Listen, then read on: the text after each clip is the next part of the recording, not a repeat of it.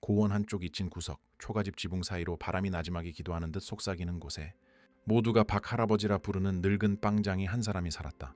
흙과 나무로 지은 그의 작은 집에서는 축축한 흙냄새와 장작 연기, 그리고 갓 구운 빵에 따스한 약속이 뒤섞인 냄새가 났다.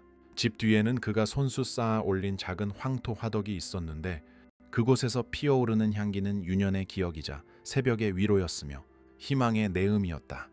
매일 첫 딸기 울음을 연습하기도 전 박 할아버지는 손수산에서 주워온 마른 나뭇가지와 장작으로 화덕에 불을 지폈다. 굳은 살 박인 피부에 스치는 나무의 거친 감촉을 느끼면서 하늘이 아직 짙은 보랏빛으로 물들어 있을 때 세월의 흔적으로 휘고 얼룩진 그의 손은 거의 신성하기까지 한 부드러움으로 반죽을 빚기 시작했다. 그에게는 기계도 반죽기도 조수도 없었다.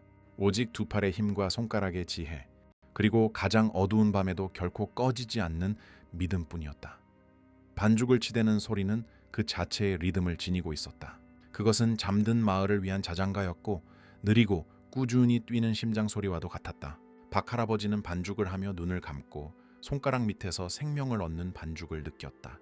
그의 입술은 들릴 듯 말 듯 한 속삭임으로 움직였다. 그것은 먼 옛날 할머니에게서 배운 기도였다. 그가 아직 맨발의 소년이었을 때 할머니는 명절이면 약과 만드는 법을 가르쳐 주셨다. 반죽은 네가 서두르는 걸 느낀단다. 시간이 흘러도 기억에서 지워지지 않는 다정한 목소리로 할머니는 말씀하셨다. 인내와 평온 그리고 사랑이 필요하단다. 아이를 키우는 것과 같아. 얘야, 삶을 재촉할 수는 없는 법이지.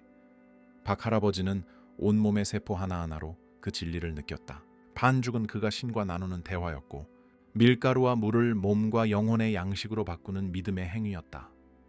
6개를 만들어야지. 다리가 불편해 잘 걷지 못하는 길모퉁이 할머니를 위해 하나, 아픈 소녀의 가슴을 빵의 온기로 덮여주기 위해 또 하나, 늘 발이 시리다는 저 사내 아이를 위해 또 하나. 하얀 밀가루가 성스러운 먼지처럼 앞치마를 채우는 동안 그는 중얼거렸다. 그의 빵은 작고 투박했으며 둥지나 하트 모양처럼 완벽하지 않았다. 세상의 눈으로 보기에는 아름답지 않았지만 그 맛은 천상의 맛이었다. 박 할아버지는 종이에 적힌 조리법이 아니라 가슴에 새겨진 기억으로 빵을 구웠기 때문이다. 빵 하나하나에는 이야기가, 염원이, 조용한 기도가 담겨 있었다. 그리고 마을 사람들은 그 내막을 몰라도 그것을 느낄 수 있었다. 박 할아버지의 빵은 다르다는 것을 알고 있었다. 어느 날 아침, 떠오르는 해가 지평선을 주황색과 분홍색으로 물들일 무렵 박 할아버지는 별 모양으로 빵을 빚고 있었다. 문득 그가 멈췄다. 부드러운 반죽 위에서 그의 손가락이 떨렸다. 뜨겁고 짭짤한 눈물 한 방울이 그의 작품 위로 떨어졌지만 그는 닦아내지 않았다. 그 눈물이 섞여 양식의 일부가 되도록 내버려 두었다. 그저 새벽의 차가운 공기를 폐 깊숙이 들이마시고는 마치 그 눈물이 또 하나의 필수 재료인 양 계속해서 일했다. 용서하게, 영숙. 그는 텅 빈 부엌을 향해 속삭였다. 오늘따라 유난히 자네가 그립구먼. 집안은 고요했다. 부재만이 만들어낼 수 있는 무거운 침묵이 흘렀지만 왠지 그 순간만큼은 집이 그리 텅 비게 느껴지지 않았다. 마치 들꽃과 계피를 섞은 듯한 그녀의 향기가 여전히 공기 중에 떠다니는 것 같았다. 이른이 넘은 나이에 다른 일하면 견딜 수 없을 고독 속에서 살았지만 그는 빵 굽는 일을 결코 멈추지 않았다. 그에게는 아내도 살아있는 자식도 없었다. 그의 유일한 벗은 흙벽에 걸린 낡은 흑백 사진 한 장뿐이었다. 한때 세상을 밝혔던 미소를 띤 아내 영숙의 모습, 그리고 그 옆에는 아빠라는 말도 겨우 떼고 역병으로 세상을 떠난 눈이 큰 사내아이의 모습이 있었다. 그 후로 박 할아버지는 어떤 기념일도 챙기지 않았다. 하지만 그 대신 모든 것을 나누기 시작했다. 하느님께서 제게 손을 남겨주셨으니 반죽을 하는 겁니다. 누가 물으면 그는 그리 대답했다. 제가 만든 빵이 단 한 사람의 허기라도 달래준다면 새벽에 일어나는 수고는 이미 값진 것이지요. 젊은이들은 잘 몰랐지만 박 할아버지는 젊은 시절 아주 다른 사람이었다.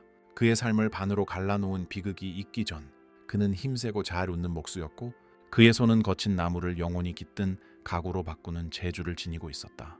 그는 가족을 위해 마을에서 가장 아름다운 집을 짓는 꿈을 꾸었다.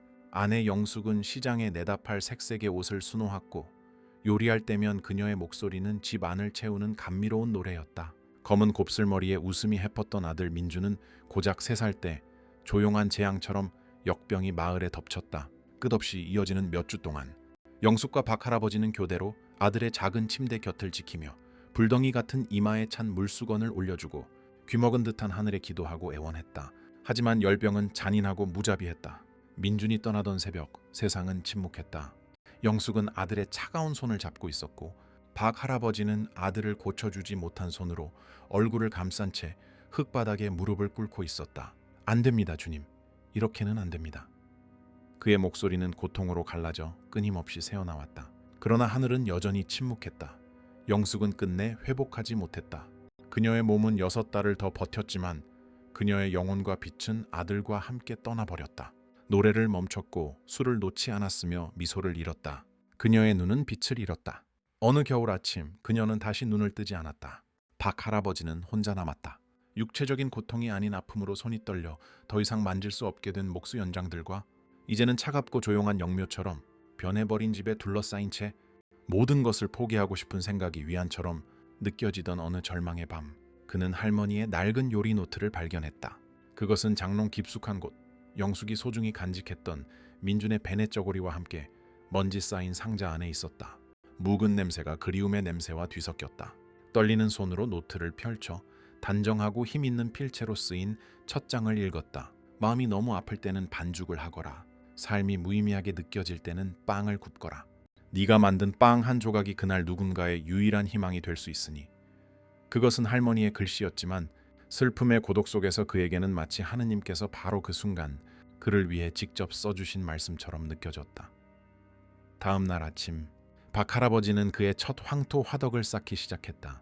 무엇을 하고 있는지 정확히 알지는 못했지만 목수였던 그의 손이 먼 옛날의 기억에 이끌려 그를 인도했다. 며칠이 걸렸다. 처음 만든 것은 첫 비에 허물어졌다. 하지만 그는 포기하지 않았다. 작지만 끈질긴 새로운 불꽃이 그의 내면에서 타오르고 있었다. 그리고 마침내 첫 빵을 구워냈을 때 그는 울었다. 영숙의 장례식 이후 처음으로 그렇게 울었다. 빵이 완벽해서가 아니었다. 빵은 찌그러지고 속은 서리고 있었다. 하지만 수개월 만에 처음으로 자신에게 목적이 있다는 것을 느꼈기 때문이었다. 갓 구운 빵 냄새가 텅 빈 집을 가득 채웠고 잠시나마 유령들을 쫓아냈다.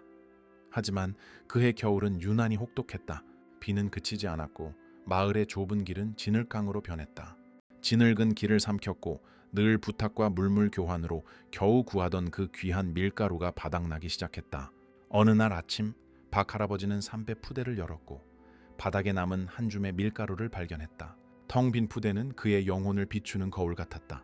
그는 조용히 그것을 바라보다가 희고 고운 가루를 어루만지고는 두말 없이 손을 씻고 반죽을 시작했다. 그날 그는 아주 작은 빵 2개만을 만들었다. 하나는 교회 문 앞에서 굶주림에 울고 있던 소년에게 주었다. 다른 하나는 새집 건너 사는 눈먼 노파의 문지방에 놓아두었다. 그는 먹지 않았다. 뱃속의 허기는 그의 사명을 다해야 할 필요성보다 작았다. 눈먼 노파의 이름은 이 할머니였다.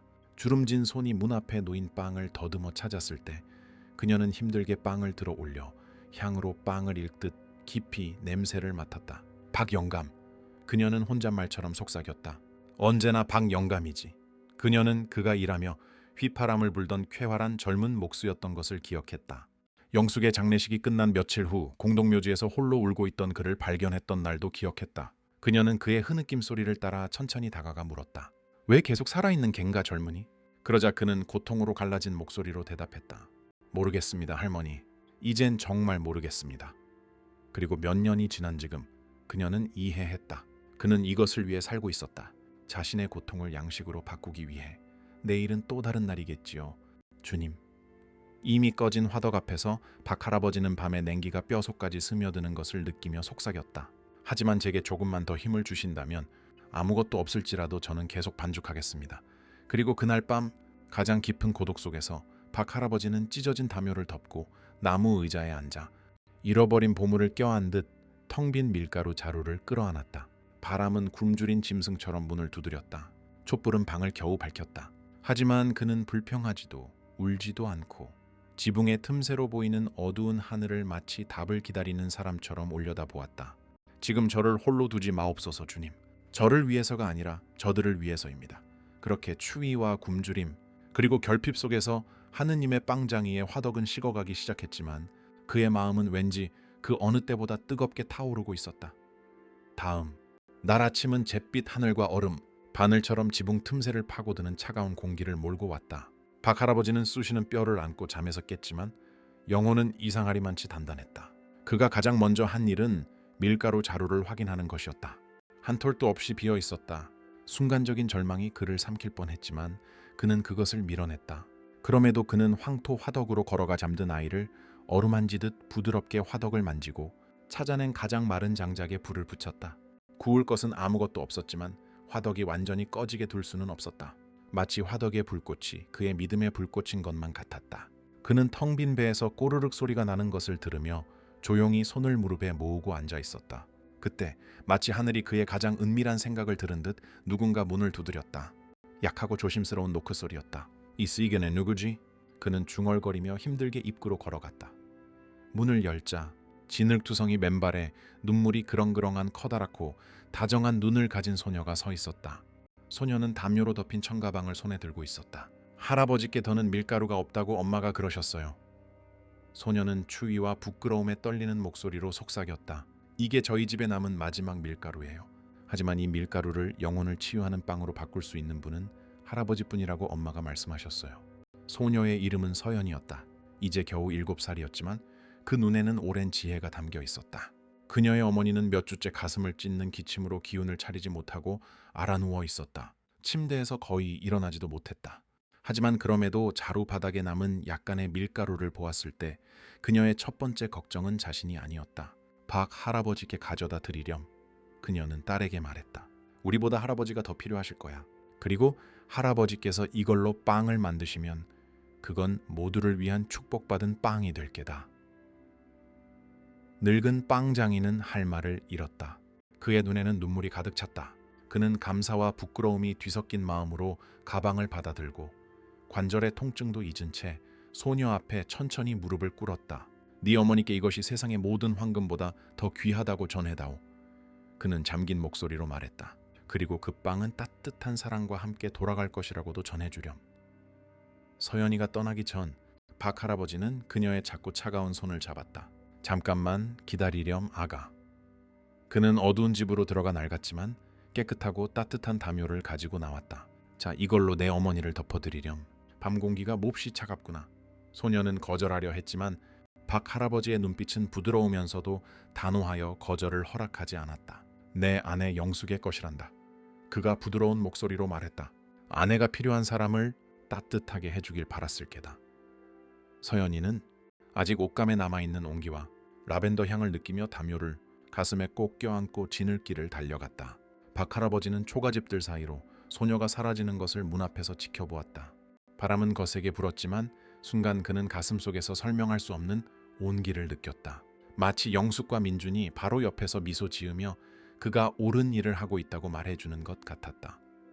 그날 오후 박 할아버지는 감격으로 떨리는 손으로 다시 반죽을 시작했다. 밀가루는 빵 하나를 겨우 만들 만큼 아주 적었다. 하지만 마치 그의 손가락 아래에서 기적이 일어나는 것처럼 반죽은 평소보다 더 부풀어 올라 푹신하고 탄력 있게 변했다. 그는 작은 빵 5개를 빚어 하트 모양으로 만들고 아들 민준이 아직 집안을 뛰어다니던 시절처럼 중앙에 십자가 표시를 새겼다. 화덕에서 빵이 다 구워지기도 전에 그 향기는 마을 전체로 퍼져나갔고 밖에서는 벌써 발소리가 들려왔다. 1명, 2명, 이내 굶주린 눈의 아이들이 줄을 섰다. 모두들 하느님의 빵장이의 화덕이 다시 불을 밝혔다는 소식을 들은 것이었다. 아이들 중에는 아무도 모르는 소년이 한 명 있었다. 그는 찢어진 옷을 입고 있었고 임에는 깊은 흉터가 있었다. 그는 줄 맨 끝에 서서 조용히 땅만 내려다보고 있었다. 그의 차례가 되었을 때 박 할아버지는 그에게서 두려움과 죄책감의 그림자를 발견했다. 이름이 무엇이냐 아들아? 그가 다정하게 물었다. 소녀는 대답 없이 어깨만 으쓱했다. 박 할아버지는 무릎의 통증도 잊은 채 몸을 굽혀 소년의 눈을 들여다보았다. 두려워 말거라. 여기는 누구든 환영받는단다. 소년은 마른 침을 삼키고 속삭였다. 준호예요. 제가 이틀 전에 할아버지 장작을 훔쳤어요. 죄송해요. 박 할아버지는 놀라 눈을 깜박였지만 이내 지치면서도 진심 어린 미소가 그의 얼굴에 번졌다. 그래서 내 장작 더미가 줄었었구나. 나는 바람이 가져간 줄 알았지. 죄송해요.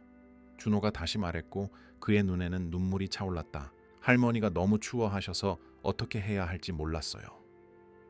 박 할아버지는 소년의 어깨에 손을 얹었다. 갈댓거라 윤호야. 사랑하는 사람을 돌보는 일에 대해 절대 사과하지 말아라. 장작이 필요하면 내 문을 두드리렴. 빵이 필요해도 내 문을 두드리렴. 그저 안아줄 사람이 필요해도 내 문을 두드리면 된다. 그리고는 더 말없이 그에게 빵 2개를 쥐어주었다. 박 할아버지는 얼룩진 앞치마를 두르고 몇 년 만에 처음으로 미소를 지으며 바구니를 들고 나섰다. 그는 마치 성물을 다루듯 조심스럽게 빵 하나하나를 건넸다. 이것은 사랑이란다. 이것은 믿음이고 이것은 희망을 담고 있지. 그는 빵을 나누며 말했다. 그는 먹지 않았다. 그의 허기는 다른 종류의 것이었고 그것은 채워지고 있었다. 해질녘. 그는 의자에 앉아 아주 오랜만에 새초에 불을 붙였다. 눈을 감고 기도한 후 잠들기 전 삐뚤빼뚤한 글씨로 메모를 남겼다. 내가 빵을 굽다 죽는다면 사랑의 빵이기를. 그리고 하늘에서 내 아들을 다시 만나게 된다면 아무것도 없어도 계속 나누었다고 말해주리라. 화덕의 불꽃은 낮지만 꾸준히 타올랐고 공기 중에는 갓 구운 빵 냄새가 조용한 기적의 냄새와 뒤섞였다. 날은 부드럽고 거의 황금빛에 가까운 빛으로 밝아왔다. 추위는 여전했지만 공기 중에 무언가가 변해 있었다. 박 할아버지의 작은 화덕에서 나오는 영희는 향처럼 피어올라 갓 구운 빵의 따스한 냄새로 거리를 향긋하게 만들었다. 그날 빵장이에게는 재와 소녀가 가져다준 약간의 밀가루밖에 없었지만 그는 마치 한 자루 가득 밀가루가 있는 것처럼 계속해서 빵을 구웠다. 믿음으로 반죽하면 모든 것이 풍성해진다고 그는 말했다. 내 손이 움직이는 한 하느님께서 부족한 것을 채워주실 게다. 그는 헌신적으로 빵을 빚으며 속삭였다. 전고 무렵 한 무리의 아이들이 그의 집 밖에서 기다리고 있었다. 그들은 돈도 바구니도 약속도 가져오지 않았다. 오직 굶주림과 추위 그리고 희망만을 가져왔다. 박 할아버지는 소박한 바구니를 들고 나와 하나하나에게 별 모양의 빵을 건네주었다. 이 안에는 네 어머니의 강인함이 담겨 있단다. 그는 조용히 온 소년에게 말했다. 그리고 이 다른 것에는 네 여동생의 다정함이 있지. 빵을 다 나누고 나니 그에게는 왜 남겨뒀는지 모를 더 작고 설익은 빵 하나만이 남아있었다. 그리고 막 집으로 다시 들어가려던 참에 낯선 젊은이가 다가왔다. 그는 소박한 나그네 옷차림이었지만 얼굴에는 특별한 빛이 있었다. 그의 발은 맨발이었고 흙먼지로 덮여 있었지만 그 눈에는 수많은 길을 걸어온 자의 평화가 깃들어 있었다. 나그네를 위한 빵이 있어? 그가 바람을 잠재우는 듯한 평온한 목소리로 물었다. 박 할아버지는 말없이 고개를 끄덕이고는 그의 마지막 빵을 건넸다. 얼마 안 되지만 제 모든 것이 담겨 있습니다. 그가 말했다. 젊은이는 빵장이의 영혼을 떨리게 하는 미소와 함께 빵을 받았다. 그는 돌 위에 앉아 손으로 빵을 쪼개고 마치 신성한 음식을 맛보듯 천천히 먹기 시작했다. 이 빵에서는 사랑의 맛이 나는군요. 그는 박 할아버지의 눈을 보며 말했다. 눈물로 반죽되었기 때문입니다. 박 할아버지는 자신의 고통이 부끄러워 땅을 보며 대답했다. 젊은이는 일어나 노인의 어깨에 손을 얹었다. 그 손길은 가벼웠지만 단단하고 따뜻했다. 때로는 가장 작은 화덕이 세상을 가장 크게 먹여 살리는 빵을 만들지요. 그리고 박 할아버지가 대답하기도 전에 젊은이는 이미 길을 따라 멀어지고 있었다. 그때서야 그는 이상한 점을 깨달았다. 젊은이는 진흙 위를 맨발로 걷고 있었지만 그의 발은 아무런 자국도 남기지 않았다. 박 할아버지는 젊은이가 사라진 텅 빈 길을 보며 그 자리에 얼어붙었다. 등골을 타고 오싹한 기운이 흘렀지만 그것은 두려움이 아니었다. 그것은 다른 무언가, 영숙이 살아있을 때 이후로는 경험해보지 못했던 압도적인 충만감이었다. 그는 비틀거리며 집 안으로 돌아와 탁자를 붙잡았고 갑자기 다리에 힘이 풀렸다. 그는 무릎을 꿇었지만 이번에는 고통이나 쇠약함 때문이 아니었다. 자기 자신보다 더 위대한 존재, 여전히 작은 집을 가득 채우고 있는 그 존재 앞에 자신을 내맡기는 자처럼 쓰러졌다. 그날 밤 박 할아버지는 촛불을 켜고 아직 온기가 남은 화덕 앞에 무릎을 꿇었다. 주님, 또 당신이셨습니까? 그리고 그는 울었다. 더 이상 슬픔의 눈물이 아니라 가슴에서 넘쳐 흐를 듯한 깊은 감사의 눈물이었다. 잠시나마 이 땅에서 천국을 느낀 자들이 흘리는 그런 눈물이었다. 밖에서는 비가 내리기 시작했지만 하느님의 빵장이의 초라한 집 안에서는 불이 계속 타오르고 있었고 그의 마음도 마찬가지였다. 날이 지나고 박 할아버지의 작은 집은 다시 아이들의 발소리와 수줍은 웃음소리 그리고 나누는 빵의 향기로 가득 찼다. 그의 흔들리지 않는 믿음에 감동한 마을 사람들은 그의 문 앞에 작은 꾸러미에 담은 밀가루, 마른 나뭇가지, 약간의 소금, 심지어 따뜻한 우유 한 병까지 놓아두기 시작했다. 하지만 화덕은 계속 타올랐지만 박 할아버지의 몸은 안에서부터 식어가고 있었다. 새벽에 일어나는 것이 점점 더 힘들어졌다. 다리가 후들거리고 손이 저렸으며 그의 한숨은 말보다 길어졌다. 그럼에도 그는 불평하지 않았다. 손 하나라도 움직일 수 있는 한, 빵 한 조각이라도 더 만들 것이다. 그는 말했다. 그 무렵 태우가 더 자주 나타나기 시작했다. 그는 20 남짓한 젊은이로 몸은 튼튼했지만 슬픈 눈빛에 자신만의 짐을 지고 있었다. 그의 아버지는 지붕을 고치다 떨어져 죽었고 어머니는 그 후 얼마 지나지 않아 슬픔으로 세상을 떠났다고들 했다. 태우는 혼자 남아 잡다한 일로 생계를 꾸렸지만 방향도 목적도 없이 세상에 대한 조용한 분노를 품고 있었다. 그러던 어느 날 박할아버지의 집 앞을 지나다가 늙은 빵장이가 반죽을 하며 옛 노래를 흥얼거리는 것을 들었다. 그것은 할머니들이 손주에게 불러주는 것과 같은 소박한 멜로디였다. 태우는 감히 들어가지 못하고 문가에 서서 귀를 기울였다. 그 단순한 멜로디가 그의 굳어진 마음에 틈을 열었고 갑자기 왜인지 모르게 눈물이 흐르기 시작했다. 부모님의 장례식 이후 처음으로 그렇게 소리 없이 울었다. 고통을 아는 자의 예민함으로 박할아버지는 그의 소리를 들었다. 밖으로 나가보니 젊은이가 손에 머리를 묻고 땅바닥에 주저앉아 있었다. 그는 아무 말도 하지 않았다.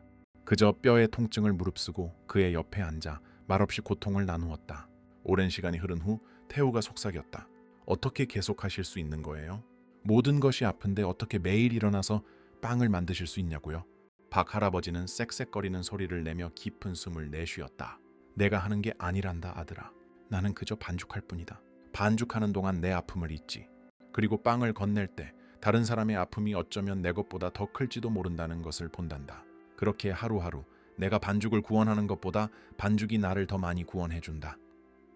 그날 이후 태우는 박할아버지를 돕기 시작했다. 처음에는 그저 장작을 가져오거나 바닥을 쓰는 정도였다. 그러다 화덕을 청소하고 이내 반죽하는 법을 배웠다. 그의 손은 크고 서툴러서 반죽이 손가락에 달라붙었다. 저는 소질이 없나 봐요. 그는 포기할 듯 좌절하며 말했다. 처음부터 소질 있는 사람은 없단다. 박할아버지는 끝없는 인내심으로 대답했다. 내 아내 영숙이도 제대로 된 빵 하나 만드는데 몇 달이 걸렸지. 나는 내 첫 빵은 벽돌에 가까웠고 하지만 중요한 것은 모양의 완벽함이 아니라 마음의 정성이란다. 이 빵을 받을 사람을 생각하며 반죽하거라. 보살핌이 필요한 누군가를 껴안는 것처럼 반죽하거라. 어느 날 아침 태우를 가르치던 중 박할아버지는 가슴에 날카로운 통증을 느끼고 흙바닥에 무릎을 꿇었다. 고통에 온몸이 완전히 굽혀졌다.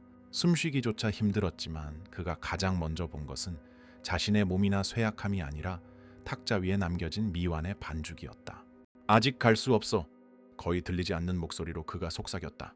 이 빵은 기침하는 그 아이를 위한 것이란 말이다. 초인적인 노력으로 그는 탁자까지 기어가 한 손으로 반죽을 계속하려 했지만 손가락이 말을 듣지 않았다. 반죽은 달라붙고 밀가루는 바닥에 떨어졌으며 이미 불이 지펴진 화덕은 조용히 기다리고 있었다. 바로 그 순간 문이 열렸다. 그날따라 일찍 온 태우였다. 스승이 쓰러져 있는 것을 보고 그는 달려가 그를 일으켰다. 박 할아버지, 이렇게 계속하시면 안 돼요. 쉬셔야 합니다. 빵은 기다려주지 않는단다 아들아. 노인이 헐떡였다. 굶주린 아이들이 있고 이 화덕에는 아직 생명이 남아있어. 그 말을 듣고 태우는 울었다. 빵 한 조각처럼 단순한 것에 그토록 큰 사랑을 쏟는 사람은 처음 보았다. 태우는 조심스럽게 박 할아버지를 의자에 앉혔다. 노인은 힘들게 숨을 쉬었고 추위에도 불구하고 이마에서는 땀이 흘러내렸지만 그의 눈은 미완의 반죽에 고정되어 있었다. 태우야, 그가 희미한 목소리로 말했다. 나에게 맹세해 주어야 할 것이 있다. 무엇이든요 스승님. 내가 끝내지 못하면 네가 끝내거라. 그리고 완벽하지 않아도 괜찮다. 중요한 것은 사랑으로 만드는 것이니. 태우는 손등으로 눈물을 닦으며 고개를 끄덕였다. 그는 반죽을 집어들고 차갑고 끈적한 질감을 느끼며 일하기 시작했다. 손은 떨렸지만 그는 박 할아버지의 말을 기억했다. 누군가를 껴안는 것처럼 반죽하거라. 그날 밤 박 할아버지는 저녁을 먹지 않았고 물도 겨우 삼켰지만 촛불을 하나 청하고 희미한 목소리로 태우가 종이에 받아 적을 몇 마디 말을 남겼다. 내 손이 더는 움직일 수 없는 날 화덕은 열어두어라. 다른 마음이 비록 굽는 법을 모르더라도 계속 반죽할 수 있도록. 그리고는 태우가 서툴게 구운 빵 냄새가 포옹처럼 집안을 가득 채우는 동안 눈을 감았다. 그날 오후 박 할아버지가 미처 굽지 못한 빵은 마치 미완의 사랑의 유언처럼 더 젊은 손길이 마무리해주기를 기다리며 탁자 위에 그대로 남아 있었다. 날은 점점 더 추워졌다. 하늘은 잿빛 구름으로 뒤덮여 밝아왔고 바람은 초가집 틈새에서 신음하는 듯했다. 집 안에서 박할아버지는 얇은 담요를 덮고 창백한 얼굴로 가슴 위에 손을 모은 채 침대에 누워 있었다. 그의 곁에서 태우는 화덕의 장작이 완전히 꺼지지 않도록 살피며 다정하게 말을 걸었다. 그날 이후 그는 단 하룻밤도 노인을 혼자 두지 않았다. 할아버지께서는 빵 한 조각이 기적이 될 수 있다고 가르쳐 주셨어요. 그가 말했다. 이제는 제가 할아버지를 돌보게 해주세요. 아주 조금이라도요. 박할아버지는 거의 대답하지 않았다. 하지만 가끔 태우가 그의 앞에서 빵 한 조각을 쪼갤 때면 노인은 마치 그 몸짓이 세상의 모든 아름다움을 담고 있는 것처럼 눈을 뜨고 미소 지었다. 그러던 어느 날 밤, 박할아버지는 열에 들떠 헛소리를 하기 시작했다. 아내 영숙을 부르다가 아들 민준을 불렀다. 곧 가마 여보. 그는 중얼거렸다. 이 마지막 빵만 다 만들고. 태우는 찬물에 적신수건으로 노인의 이마를 닦으며 열을 내리려 애썼다. 쉬세요 할아버지. 이제 아무것도 안 하셔도 돼요. 하지만 노인은 놀라운 힘으로 태우의 손을 잡았다. 아니 해야 한다 아들아. 내가 시작한 것을 끝내야 해. 무엇을 시작하셨는데요? 태우가 혼란스러워하며 물었다. 박할아버지는 갑자기 맑아진 눈으로 그를 바라보았다. 그의 눈은 어둠 속에서 빛났다. 사랑은 결코 끝나지 않는다는 것을, 빵은 결코 떨어지지 않는다는 것을, 기꺼이 반죽하려는 손 하나만 있다면 세상에는 희망이 있다는 것을 너에게 가르치는 일 말이다. 어느 날 오후 바람이 우는 아이처럼 휘파람을 불 때 박할아버지가 힘들게 무언가를 속삭였다. 화덕에 반죽이 하나 있다. 그대로 두어라. 버리지 말거라. 하나는 더 만들 수 있을 게다. 태우가 화덕으로 다가가 보니 과연 널빤지 위에 버려진 반죽 덩어리가 있었다. 양은 많지 않았고 가장자리는 말라 있었지만 태우는 그것을 조심스럽게 집어들어 약간의 물과 남은 밀가루를 더해 반죽하기 시작했다. 그는 굽는 법을 잘 몰랐고 기술도 없었지만 박 할아버지가 하던 방식을 기억했다. 천천히 눈을 감고 마치 손으로 기도하는 것처럼 그는 그렇게 했다. 빵이 완성되었을 때 그것은 완벽하지 않았다. 조금 찌그러지고 한쪽은 약간 탔지만 집의 냄새가 났다. 태우는 그것을 침대로 가져갔다. 스승님의 마지막 반죽이 다 구워졌습니다. 예쁘지는 않지만 여기 있습니다. 박 할아버지는 그를 보았고 눈물 한 방울이 뺨을 타고 흘러내렸다. 모양은 중요하지 않다. 중요한 것은 아직 불이 있다는 것이지. 그러고는 무언가를 더 부탁했다. 태우는 귀를 기울였다. 약속해다오. 매일 아침 화덕을 열겠다고. 비록 빵이 없더라도 그저 굴뚝에서 연기가 피어오르도록 사람들이 희망이 아직 타오르고 있다는 것을 알 수 있도록 약속하겠습니다. 빵장이는 길고 지친 소리를 내며 한숨을 쉬었다. 잠시 목에 걸린 나무 십자가를 붙잡고 신랏 같은 목소리로 마지막 기도를 속삭였다. 감사합니다 주님.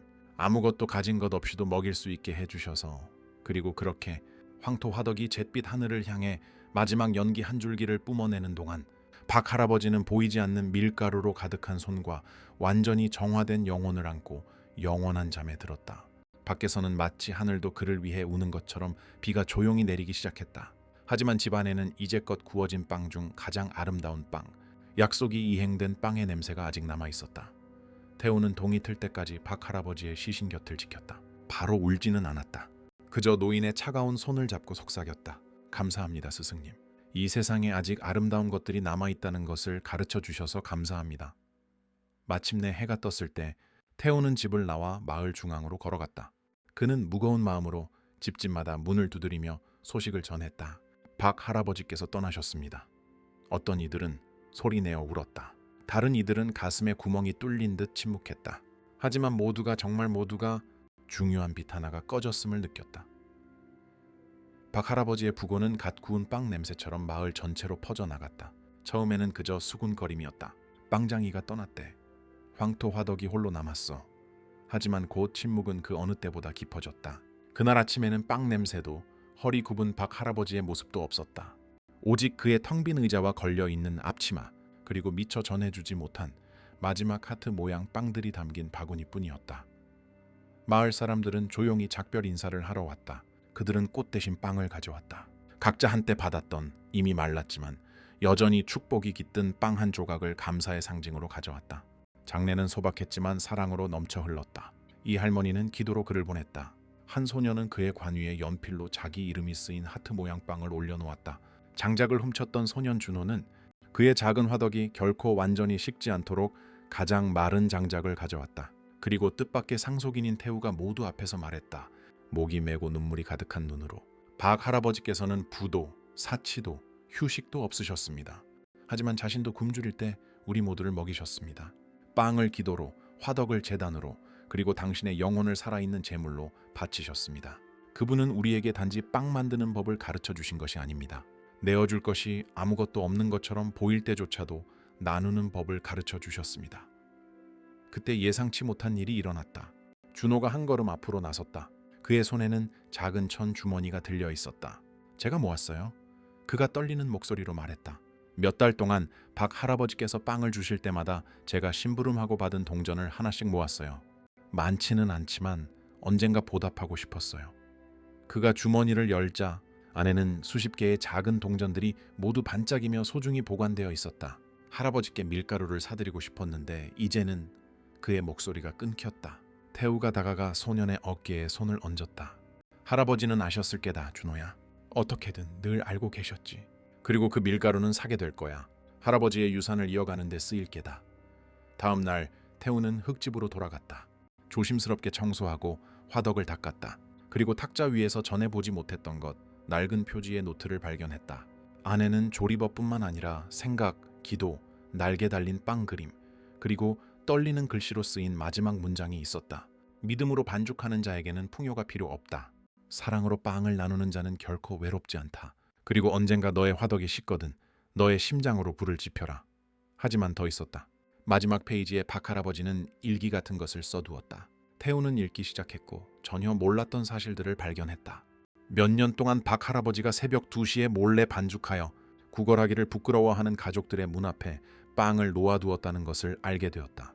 지난 겨울들에는 밀가루가 없을 때 마지막 남은 목수 연장들을 팔아 밀가루를 샀다는 것을 알게 되었다. 한 번은 마을 아이들이 먹을 수 있도록 일주일 내내 금식했다는 사실도 알게 되었다. 그리고 마지막 페이지에서 그는 숨을 멎게 하는 것을 발견했다. 그것은 편지였다. 그에게 보내는 편지. 사랑하는 태우에게 네가 이것을 읽고 있다면 나는 이미 떠났다는 뜻이겠지. 두려워 말거라, 아들아. 죽음은 끝이 아니라 그저 한 화덕에서 더 뜨겁고 더 밝은 다른 화덕으로 옮겨가는 것일 뿐이다. 상처 입은 너의 마음이 우연히 내 문 앞으로 이끌린 것이 아니라는 것을 알아주었으면 한다. 하느님께서 너를 보내셨다. 마치 한때 한 줌의 밀가루를 든 그 소녀를, 발자국을 남기지 않던 그 신비한 나그네를 보내셨던 것처럼 너는 나의 마지막 반죽이었다, 태우야. 내가 떠나기 전에 빚는 것을 맞춰야 했던 반죽. 이제 나는 너에게 이 화덕과 침묵 속에서 일하는 이 보이지 않는 사랑의 손길과 그리고 이 단순하지만 영원한 사명을 남긴다. 아무것도 가진 것이 없다고 생각될 때조차도 계속 나누어라. 왜냐하면 바로 그 텅 빈 곳에서 진정한 기적이 일어나기 때문이다. 사랑을 담아 하느님의 빵장이 박 할아버지가. 태우는 편지를 조심스럽게 접어 심장 가까운 셔츠 주머니에 넣었다. 그리고 단단한 손으로 새로운 수호자로서 처음으로 화덕에 불을 지폈다. 불꽃이 마른 장작을 핥았고 곧 온기가 작은 집 안으로 퍼져나가기 시작했다. 그는 준호의 동전으로 산 밀가루를 가져와 물과 소금을 더하고 반죽하기 시작했다. 그의 손은 더 이상 서툴지 않았다. 더 이상 떨리지도 않았다. 왜냐하면 이제 그의 손은 목적을 가지고 반죽하고 있었기 때문이다. 그날부터 태우는 마을의 새로운 빵장이가 되었다. 처음에는 그의 빵이 딱딱하고 서툴고 모양이 없었지만 사람들은 같은 존경심으로 그 빵을 받았다. 더 이상 완벽함이 중요한 것이 아니라 그 정신이 중요했기 때문이다. 그렇게 하늘 빵집이 탄생했다. 빵을 파는 곳이 아니라 나누는 곳, 누구도 거절당하지 않는 곳, 빵 하나하나의 이야기와 기도가 담긴 곳이었다. 아이들은 계속해서 찾아왔다. 어머니들은 계속해서 천에 싼 밀가루 한 줌을 남겨두었다. 그리고 매일 아침 화덕이 첫 연기를 뿜어낼 때 마을 사람들은 박 할아버지가 어떻게든 여전히 그곳에 있다는 것을 알았다. 하지만 태우는 유산을 이어가는 것 이상의 일을 했다. 그는 그것을 확장했다. 다른 젊은이들에게 빵 굽는 법을 가르치기 시작했다. 준호가 가장 먼저 배웠고 그 다음은 한때 밀가루를 가져왔던 소녀 서연이었다. 곧 5 그리고 10명의 젊은이들이 단지 빵 만드는 법뿐만 아니라 사랑으로 만드는 법을 배웠다. 그들 각자는 박 할아버지를 기리며 가슴에 작은 십자가가 수놓인 앞치마를 입었다. 어느 날 아주 작은 소녀가 수줍게 들어와 주머니에서 과자를 꺼내 탁자 위에 놓았다. 할머니가 여기에는 성인이 일하셨다고 했어요. 저도 그분과 나누고 싶어요. 그러자 태우는 감격에 떨리는 목소리로 대답했다. Cecilia랑 고마 아가씨. 그분은 가난했지만 어떤 왕보다도 더 많은 마음을 먹여 살리셨지. 그날 밤 화덕이 천천히 꺼져갈 때 부드럽고 따뜻하며 갓 구운 빵 냄새를 품은 바람이 창문으로 들어왔다. 그리고 만약 누군가 눈을 아주 꼭 감는다면 산들바람 속에서 늙고 다정한 목소리가 속삭이는 것을 들을 수 있었을 것이다. 아직 구워야 할 빵이 있고 아직 먹여야 할 영혼들이 있다. 겸손한 마음 하나가 가진 것을 내어놓을 때 하늘이 그것을 불어나게 하여 영원으로 바꾸기 때문이다. 박 할아버지는 부도, 명성도 안락함도 없었다.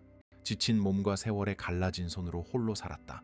하지만 그는 세상의 진정한 양식이 밀가루나 불로 만들어지는 것이 아니라 선함과 헌신 그리고 믿음으로 만들어진다는 것을 이해했기에 온전한 사람이었다. 그는 마음으로 반죽했고 침묵 속에서 빵을 나누었으며 누군가 그 빵을 받을 때마다 희망과 말없는 기도 그리고 영적인 어루만짐을 함께 받았다. 우리는 얼마나 자주 우리가 가진 것이 적다고 불평하는가? 얼마나 자주 우리가 도울 수 없고 줄 것이 충분하지 않다고 믿는가? 하지만 박 할아버지는 단 한 줌의 밀가루로 마을 전체를 먹여 살렸다. 빵뿐만 아니라 사랑으로 그는 우리에게 영원한 교훈을 남긴다.